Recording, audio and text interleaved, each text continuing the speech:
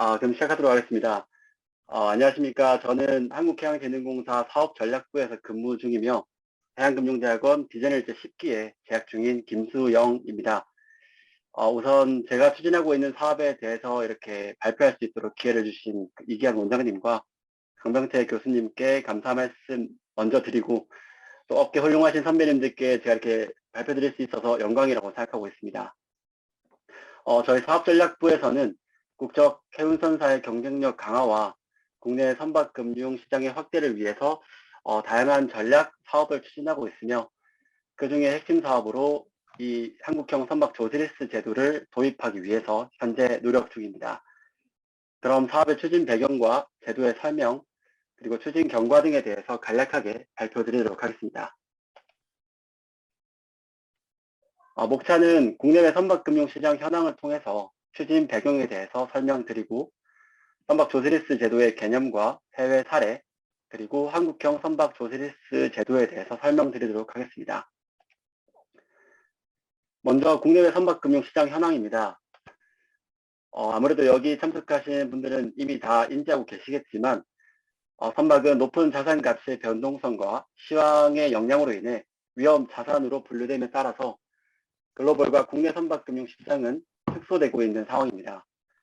특히 국내의 경우 민간 금융의 축소로 인해서 이를 공공부문이 대체하고 있으나 금융 규모적인 측면에서 한계에 봉착했다고 볼 수 있습니다. 다만 RCBC 등 중국계 리스금융은 급격한 속도로 증가하고 있으며 2017년 이후 매년 10%가 넘는 성장률을 보이고 있는 상황입니다. 다음은 국내외 선박 공급량 추이입니다. 먼저 글로벌 선박 신조 발주량과 발주 잔량 추이를 보시면 2009년 고점 이후 계속 하락하고 있는 추세이며 운임지수 역시 낮은 수준으로 유지되고 있습니다. 다만 최근 운임의 급격한 상승으로 인해서 선박 신조 발주량은 증가할 것이라고 예측할 수 있습니다.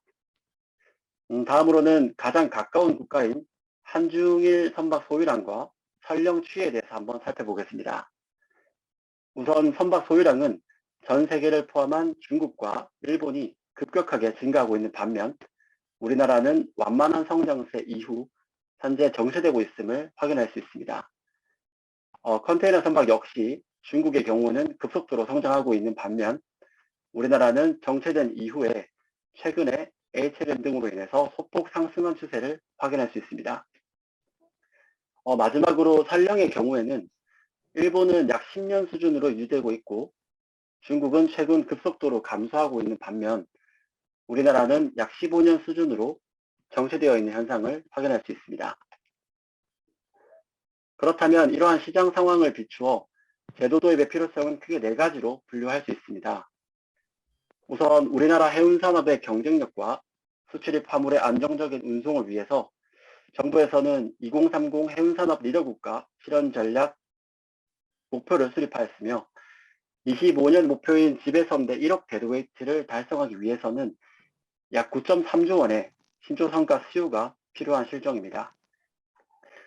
또한 23년부터 국제적인 선박 환경 규제가 강화됨에 따라서 친환경 선박의 대체 또는 신조를 통한 선제적 대응이 필요한 상황이고 즉 우리나라 선사의 신조 발주 수요와 필요성은 높아지고 있으나 이를 뒷받침할 수 있는 선박 금융 시장이 형성되어 있지 않은 상황으로 볼 수 있습니다. 반면 프랑스나 일본, 스페인, 최근 홍콩까지 조세리스 제도를 도입해서 자국 선대의 성과를 절감시키고 금융을 활성화시키고 있으며 싱가포르와 덴마크, 벨기에 등은 조세 특례를 통한 자국 선사의 경쟁력 확보를 지원하고 있는 상황입니다. 이를 통해서 우리나라 역시 민간 선박 금융의 참여와 국적 선사의 글로벌 경쟁력 확보를 위해서 이 법인세 절감 등의 세제 혜택을 제공할 수 있는 새로운 제도의 도입이 반드시 필요하다고 사료됩니다. 그렇다면 선박 조세리스 제도의 개념과 해외 사례에 대해서 설명드리겠습니다. 많은 분들이 잘 아시겠지만 선박 조세리스 제도란 이 세법상 자산, 즉 선박이라는 자산의 가속상각을 허용시킴으로써 세금 납부 지연 효과를 통해 발생되는 세제 혜택을 투자자와 선사에게 배분하는 그런 선진금융기법이라고 볼 수 있습니다. 아래 구조에서 보시면 일반적인 선박금융 구조와 다르게 투자자라는 모기업이 자회사인 비과세 특수목적법인을 통해 선박을 소유하게 되고 선박의 가속상각 적용에 의해 발생되는 손실을 직접 인식함으로써 법인세 절감을 시킬 수 있는 그런 구조입니다. 오른쪽 그래프를 보시면 비과세 특수목적법인은 선사에게 리스를 제공하면서 발생되는 리스료 수입에 대비해서 금융비용과 높은 감가상각비로 과세 대상이 큰 손실로 남겨짐으로써 이를 통해 법인세 절감 등의 세제 혜택을 발생시키는 구조입니다.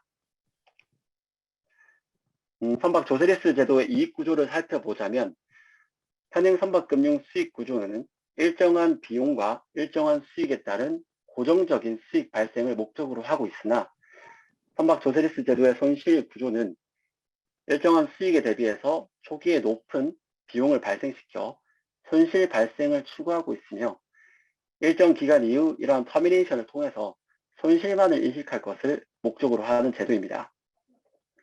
즉 선박의 가치와 시장의 변동성에 따른 안정적인 수익을 창출하는 것이 어려운 기존의 선박금융에 대비해서 고정적인 비용을 발생시키는 것이 투자자 입장에서는 보다 안정적인 포트폴리오라는 관점에서 제도의 장점을 찾아볼 수 있습니다. 주요 해외 사례로 프랑스와 일본 사례를 설명드리겠습니다.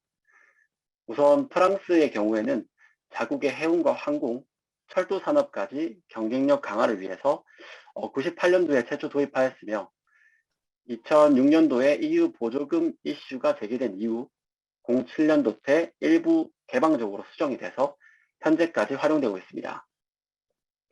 제도의 대표적인 형태로는 CACIB나 BNP 파리바스와 같은 대형 금융기관이 직접 선박을 소유함으로써 가속상각을 통해 세제 혜택을 발생시키고 이를 선사에게 분배하는 제도입니다. 저희가 시뮬레이션 결과 효과로는 성과 약 12에서 15%까지 절감이 가능한 것으로 확인한 바 있습니다. 일본의 경우에는 자국 내 선박 등록을 활성화시키고 해운 및 조선업에 대한 투자 기회를 제공하기 위하여 오래전인 78년도에 최초 도입하였으며 99년도 세법 개정 이후 현재 많이 사용되는 조리나 졸코의 구조로 활용되고 있습니다. 대표적인 제도 형태로는 중소 중견기업의 투자자가 자국 내 TK라는 익명조합을 설립해서 세운사와 리스 계약을 체결하고 시뮬레이션 결과 성과 약 5%까지 절감 가능한 것으로 확인한 바 있습니다.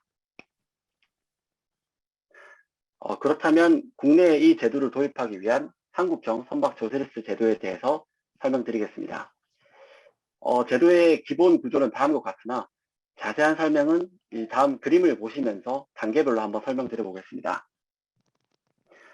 우선 매년 막대한 영업이익을 창출함에 따라서 법인세 절감 니즈가 있는 투자자, 예를 들면은 금융기관이나 대형 화주사가 투자자로 참여하는 구조이며 투자자는 직접 국내 SPC, 즉 비과세 특수목적법인을 설립하는 구조입니다. 여기서 국내 SPC는 선박투자회사나 또는 집합투자기구 등으로 현재 검토하고 있으며 현행법상 가장 적합한 형태로 검토하고 있는 단계입니다. 국내 SPC는 그 대주단 모집을 통해서 선박 조달 자금을 직접 차입하게 되고 해외 SPC의 설립과 할부 매매라는 기능을 통해서 법적 소유주와 회계적 소유주를 구분하게 됩니다. 그런 다음 선사와 BBC 계약을 통해서 선박 리스를 제공하게 되고 회계적으로 소유하고 있는 선박에 대해서 세무적인 감가상각을 적용하고 정률법을 통한 가속상각을 통해서 초기에 높은 비용을 인식하게 됩니다. 여기서 발생된 국내 SPC의 비용을 세법상 연결합산과세 적용을 통해서 투자자에게 이전시킴으로써 투자자는 기존에 납부해야 되는 법인세 금액 대비 비용 인식을 통한 법인세 절감 효과를 누릴 수 있습니다. 여기서 발생된 법인세 절감의 일부를 텍스 디파짓이라는 별도 계좌에 적립하게 되고 이후 법인세 절감 효과가 극대화되는 약 7에서 8년 시점에 선사가 이 선박의 구매 옵션을 행사할 경우에 선박금융대출의 원금 상환 목적으로 이 디파짓 금액을 사용함에 따라서 선사는 절감된 성가로 선박을 취득할 수 있게 됩니다. 즉 투자자의 법인세 절감으로 인해 발생된 세제 혜택을 투자자와 선사가 모두 향유하는 구조로 볼 수 있습니다. 다만 여기서 발생한 그 선박의 가속상각으로 인해서 선박의 장부 가치는 낮게 형성될 것이며, 이를 통해 투자자는 양도 차익이 발생할 수 있는 리스크가 존재하게 됩니다. 이를 회피하기 위해서 선사는 선박이 아닌 국내 SPC의 지분을 매입하는 구조를 통해서 선박의 공정 가치와 잔존 무채를 모두 이전시킴으로써 양도 차익을 최소화시킬 수 있는 구조로 제도를 마련하고자 합니다. 그럼 마지막으로 제도 도입 추진 현황과 계획에 대해서 설명드리겠습니다. 우선 2018년 그 정부의 해운대근 5개년 계획 발표 이후에 저희 공사는 국적선사 화물적 치유 재고 방안에 대해서 한국형 선박 조세리스 제도 도입 관련 전략 목표를 수립하였으며, 이후 해외 금융기관과 해외 로펌 등과의 세미나를 통해서 제도에 대한 연구를 실시하였습니다. 이후에 20년 3월부터는 해수부와 공동으로 한국조세대정연구원을 통해서 해외 사례와 국내 도입 방안에 대한 연구 용역을 실시하였고, 이후에는 국내 대표 로펌과 회계법인 전문가를 대상으로 협의회 등을 통해서 한국형 도입 모델을 마련하였습니다. 실제 한국형 제도를 국내에 도입하기 위해서 작년 8월 기재부 앞 조세특례 신설 예비타당성 평가 요구서를 제출하였고, 작년 12월 단독으로 22년 예타평가 대상으로 선정돼서 올해 2월부터 기재부와 한국개발연구원을 통해서 예타평가를 받고 있는 상황입니다. 제도 도입을 위한 단계별 추진사항으로는 우선 작년 21년에는 해외 제도에 대한 연구와 국내 도입을 위한 한국형 모델 기본구조를 수립하였으며, 올해 22년은 한국형 선박 조세리스 제도를 도입하기 위한 법령 개정안을 마련하고 정부 입법 절차를 추진하고자 합니다. 이후 올해 하반기부터는 관련 이해 당사자를 대상으로 세미나나 공청회 등, 그리고 업계 대상 설명회 등을 통해서 공감대 형성을 통해 제도 도입 추진 동력을 좀 마련하기도 하고, 또 이러한 제도에 대한 실제 제도 시행을 위해서 실무자 위주의 워킹 그룹 등을 형성해서 23년도에는 파일럿들이 추진될 수 있도록 준비하고자 합니다. 물론 현재 상황으로는 기재부 앞 예타평가의 통과가 쉽지만은 않은 상황입니다. 하지만 국내 제도 도입의 필요성과 업계의 공감대 형성이 만약 이루어진다면 제도 도입은 시간 문제라고 생각하고, 또 새로운 조세특례 제도를 도입을 통해서 우리 국적선사의 경쟁력 확보와 국내 선박금융시장 확대를 위해서 최선을 다하고자 하오니 많은 관심과 응원 부탁드리겠습니다. 그럼 이것으로 제 발표를 짧게 마치도록 하겠습니다. 감사합니다.